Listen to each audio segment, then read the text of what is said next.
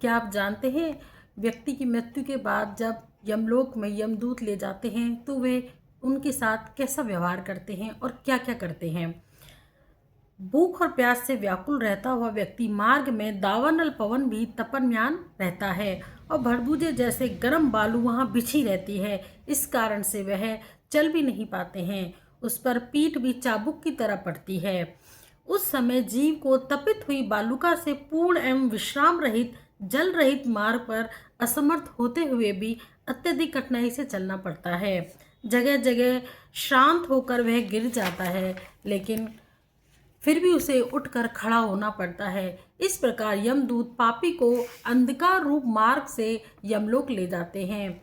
यमलोक 1000 योन दूर है। वहाँ पापी मनुष्यों को 2-3 मुहूर्त में ले जाते हैं। तदंतर यमदूत उनको भयानक नरक यातना दिखाते हैं, जिससे वह प्राणी यम और यम की यातना देखकर मुहूर्त मात्र से ही यमराज की आज्ञा से यमदूतों द्वारा आकाश मार्ग से पुनः अपने घर को आता है। घर में आकर स्वशरीर में पुनः प्रवेश करने की इच्छा करता है, परंतु यमदूत के पाश बंधन से तृषा आदि से दुखित हो रोता है।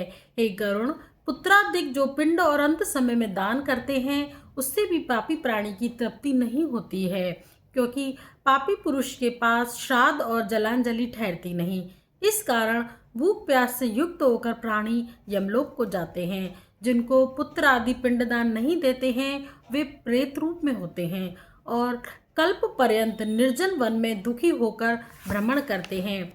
करोड़ों कल्प का समय बीतने पर भी कर्म को भोगना ही पड़ता है।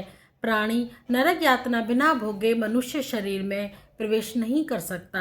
हे गरुण, इस कारण पुत्र को चाहिए कि वह 10 दिन पिंडदान करे। उस पिंडदान के प्रतिदिन 4 भाग हो जाते हैं। उसमें से 2 भाग तो पंच महाभूत देह को पुष्टि देने वाले होते हैं, तृतीय भाग यमदूत का है और चतुर्थ भाग प्रेत भक्षण करता है।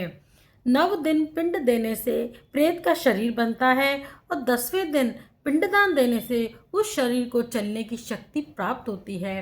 हे गरुण, शरीर के दग्ध हो जाने के बाद पिंड से हस्त प्रमाण का शरीर उत्पन्न होता है। इससे वह मार्ग में शुभाशुभ फलों को भोगता है। प्रथम दिन के पिंड से मूर्धा, द्वितीय दिन के पिंड से ग्रीवा और स्कंद, तृतीय दिन के पिंड से हृदय, चतुर्थ दिन के पिंड से षष्ठ भाग, पंचम दिन के पिंड से नाभि, षष्ठ और सप्तम दिन के पिंड से क्रमशः कटी और गुहा, 8वें दिन के पिंड से उरु, 9वें और 10वें दिन से शुद्धा, तृषा आदि उत्पन्न होती हैं। ऐसे पिंड देह को धारण कर भूख प्यास से युक्त प्रेत एकादशा और द्वादशा में दिया हुआ भोजन करता है। जय श्री कृष्णा।